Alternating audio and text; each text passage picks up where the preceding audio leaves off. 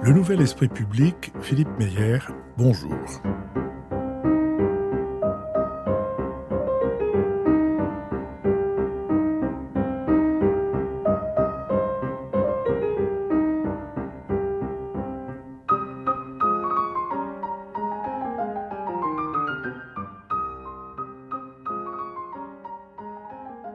Bonjour, merci de nous avoir rejoints pour une série d'entretiens avec Marie-Vonne de Saint-Pulgent. Marie-Vonne de Saint-Pulgent, bonjour. Bonjour Philippe Meyer.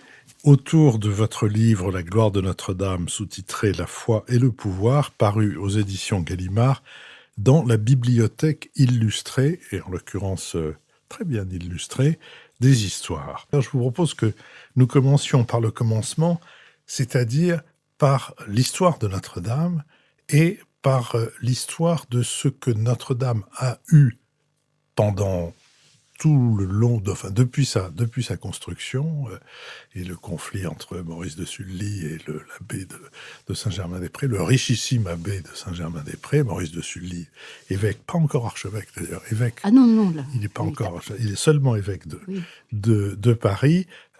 Les conflits, les rapports que Notre-Dame a eus avec les pouvoirs.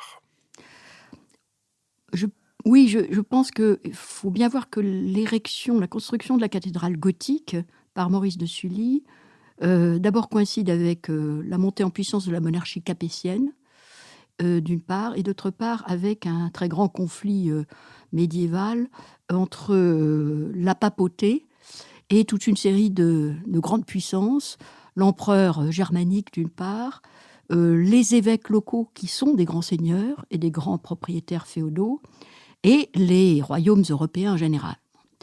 1160, c'est l'élection de Maurice de Sully, mais c'est aussi le moment où le conflit, qui date déjà depuis 2 siècles presque, entre la papauté et l'empereur germanique, atteint une phase critique qui oblige le pape à se réfugier en France, sous la protection du roi capétien. Quel est le sujet ? C'est un sujet de primauté entre l'empereur et le pape. L'empereur prétend que le pape doit être, l'élection du pape par les cardinaux doit être validée par l'empereur et conteste l'élection d'Alexandre III, qui est le pape de l'époque. Depuis cette dispute existe depuis le Xe siècle. Et depuis le XIe siècle, l'Église prétend exactement l'inverse, la papauté prétend exactement l'inverse, en produisant ce qu'elle appelle la donation de Constantin, qui est un faux, donation qui aurait été consentie par l'empereur Constantin au IVe siècle au pape Sylvestre, évêque de Rome, par lequel il lui aurait délégué, avant de partir s'établir à Byzance, donc l'Empire romain d'Orient, lui aurait délégué la totalité de ses pouvoirs temporels et spirituels, puisqu'on est sous un régime de césaropapisme, c'est l'empereur, le chef de la religion, y compris chrétienne, lui aurait délégué la totalité de ses pouvoirs. Et donc, l'empereur ne serait seigneur temporel que par délégation du pape. Alors c'est un faux, mais c'est la position que va adopter la papauté pendant tout ce conflit. Sauf que l'empereur germanique, c'est lui qui a les troupes, c'est lui qui a la puissance militaire. Le pape en a quelques-unes, mais pas suffisamment pour résister à l'empereur germanique. Derrière tout ça, il y a quand même des enjeux territoriaux, puisque qui gouverne en réalité les États italiens, et puis surtout des enjeux d'argent, voilà, qui perçoit l'impôt. Or, l'empereur germanique est un grand seigneur pauvre. Donc le pape est obligé de quitter ses États assiégés par l'empereur, se réfugie en France. Pourquoi ? Parce que la dynastie capétienne est la seule qui, d'une part, soutient les prétentions du pape contre l'empereur, parce que l'empereur prétend aussi à la suprématie sur les autres monarques de tout l'Empire d'Occident, l'ancien Empire romain d'Occident, et d'autre part parce qu'il est le seul à avoir les troupes lui permettant de protéger le pape et de répliquer le cas échéant. Il ne faut pas oublier aussi qu'ils sont présents en Sicile. Donc, les Français sont présents. Les Français, voilà, sont présents en Sicile. Mais c'est la même famille en réalité. Donc, le pape se réfugie là. Et en 1163, date à laquelle, selon l'histoire officielle de Notre-Dame, la première pierre de la cathédrale gothique est posée, il est précisément à Paris. Ce qui fait que d'ailleurs les chroniqueurs, par la suite, ont pu dire qu'il a assisté, présidé à la pose de la première pierre. Mais il est à Paris pour s'occuper en fait de l'abbaye de Saint-Germain-des-Prés, où il consacre l'autel. C'est la dédicace de l'autel de Saint-Germain-des-Prés, qui est une cérémonie liturgique capitale. Or, ce qui est intéressant, c'est que lors de cette cérémonie, l'évêque de Paris, Maurice de Sully, est expulsé par l'abbé. Pourquoi ? Parce que l'abbé de Saint-Germain récuse son autorité. L'abbé de Saint-Germain est dans le diocèse de Paris, mais et récuse l'autorité de l'évêque, car ses prédécesseurs ont obtenu le privilège de ne dépendre que du pape.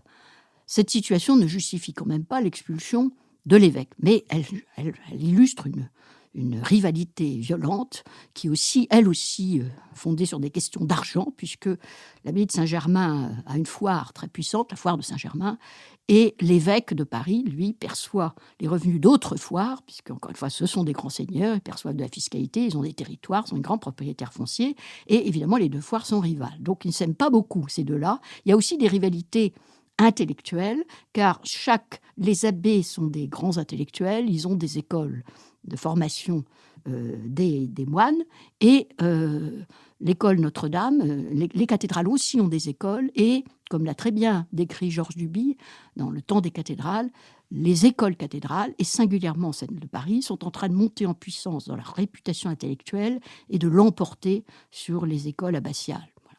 Et c'est particulièrement le cas de Notre-Dame de Paris, qui est célèbre dès avant la construction de la cathédrale gothique, par ses grands maîtres et c'est l'attraction de son école, et bien sûr, le grand maître du XIIe siècle, et même la fin du XIe, c'est Abélard. Et cette célébrité de l'école Notre-Dame précède la construction de la cathédrale gothique. Abélard a été élève et maître à l'école de Notre-Dame dans une cathédrale romane, celle qui a précédé immédiatement la cathédrale gothique. Donc, cette situation fait que moi, je doute très fortement qu'il y ait eu une présence du pape et du roi à la pose d'une première pierre de la cathédrale, précisément quelques semaines après l'incident de Saint-Germain-des-Prés, et quelques semaines avant quelque chose de beaucoup plus important pour le pape, qui est le concile tenu en France pour faire voter sa légitimité par les évêques francs et anglais. Voilà. Concile auquel participe Maurice de Sully et qui est soutenu par le pape par le roi, pour pouvoir assurer le pape face à l'empereur germanique, qui soutient un autre pape. Mais surtout, je ne vois pas pourquoi l'évêque, après avoir été humilié devant un pape qui ne réagit pas, l'aurait invité, et le roi aussi, qui est humilié à travers son évêque, à célébrer quelque chose d'ailleurs qui n'est pas imposé par la liturgie. Ce qui est imposé par la liturgie, c'est la consécration de l'autel. L'autre indication selon laquelle sans doute cette pose de première pierre n'a pas eu lieu, qui n'est pas attestée par les chroniques de l'époque, contrairement à la consécration de l'autel de Saint-Germain-des-Prés, c'est qu'en 1182, quand on consacre l'autel de Notre-Dame, le pape n'est pas présent, il n'y a que le nonce. Le roi non plus d'ailleurs. Il n'y a que l'évêque et le nonce, voilà. Mais cette question qui peut paraître secondaire reflète aussi un changement de perspective, parce qu'au moment où apparaît l'idée que le pape a posé la première pierre de la cathédrale, le conflit entre la papauté et les évêques locaux s'est résolu au profit du pape. C'est-à-dire qu'à la fin du XIIIe siècle, les évêques renoncent à une égalité formelle entre l'évêque de Rome et les évêques locaux qui prévalaient jusque-là. Ils se disaient tous représentants du Christ sur terre. Les évêques étaient évêques par la grâce de Dieu. À la fin du XIIIe siècle, il n'y a qu'un seul représentant du Christ sur terre, c'est le pape, il est vicaire du Christ. Les autres ne sont que des représentants des apôtres, et ils sont évêques par la grâce de Dieu et du Saint-Siège apostolique.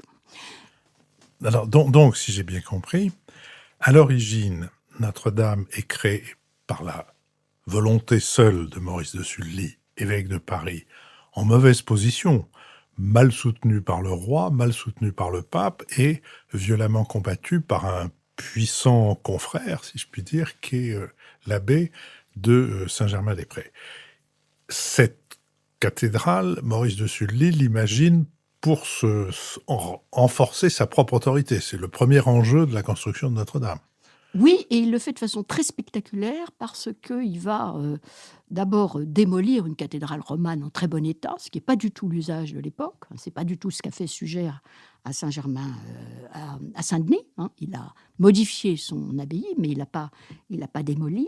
Et surtout, en ayant une ambition extraordinaire, puisque alors que la cathédrale de Paris n'est qu'un évêché, le diocèse de Paris n'est qu'un évêché qui dépend de l'archevêché de Sens, où il y a une cathédrale gothique depuis déjà 30 ans, Maurice de Sully va ériger une cathédrale qui est la plus grande d'Europe et la plus haute, qui est même haute, 50% plus haute que la cathédrale de Sens dont il dépend théoriquement.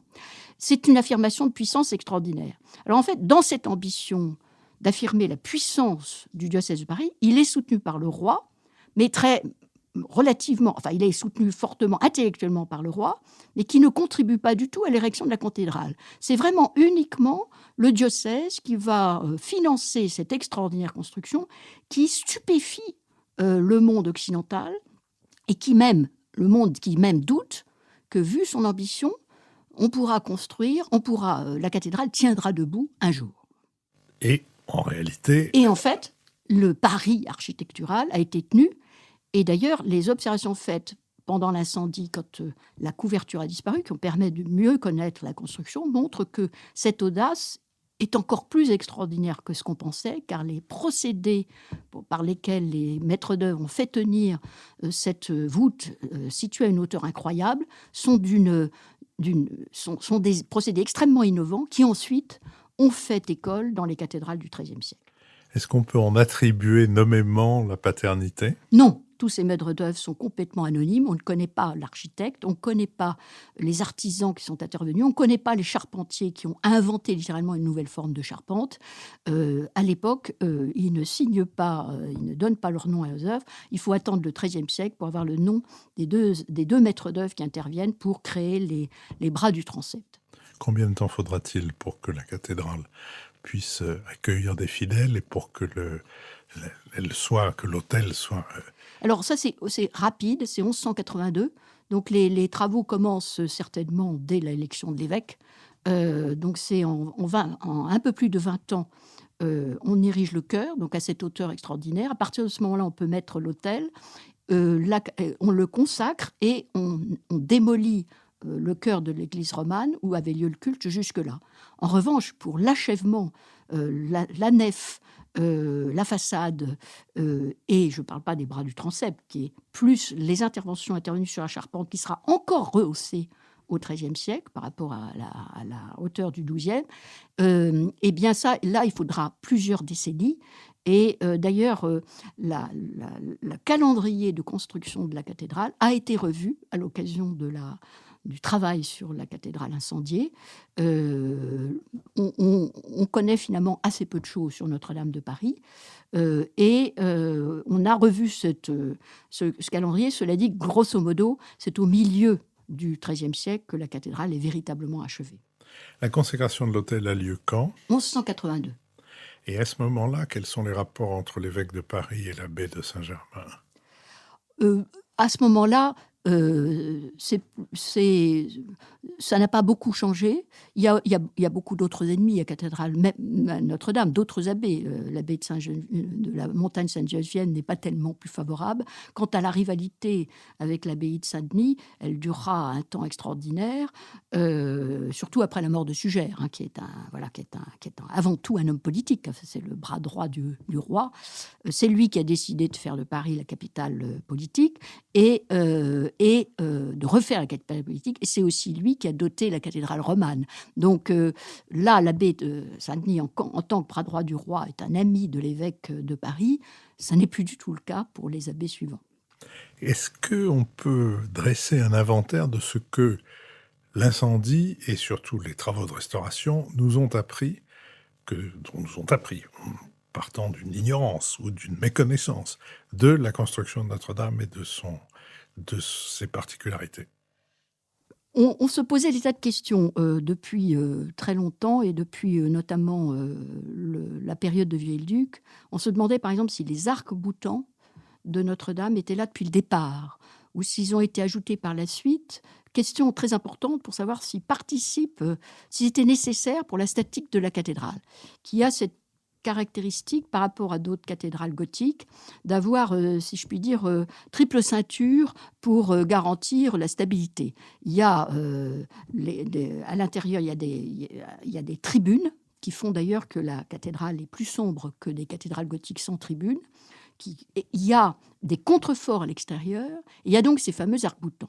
Et il y a toute une théorie qui a contesté les thèses de Viollet-le-Duc sur l'équilibre des cathédrales gothiques, qui disait que ces arcs-boutants avaient été ajoutés en quelque sorte pour faire joli, donc ils n'étaient pas nécessaires. Alors, la première chose qui a été vérifiée, c'est que ces arcs-boutants existaient dès l'origine. Voilà.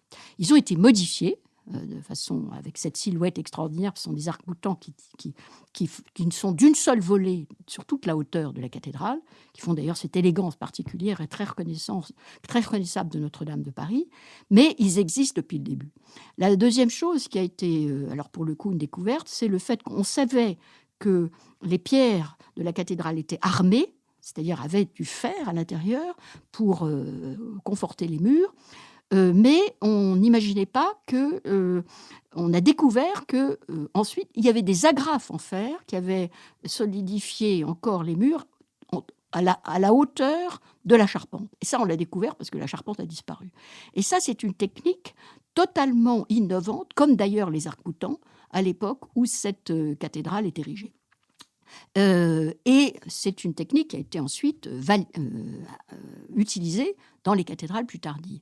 Ce qui a été découvert aussi, c'est que les voûtes qui contribuent à la stabilité d'une cathédrale sont extraordinairement fines à Notre-Dame de Paris, beaucoup plus fines que tout ce qui est fait avant et tout ce qui sera fait immédiatement après. Il faudrait attendre plusieurs décennies avant que cette technique des voûtes particulièrement minces puisse être généralement étendue.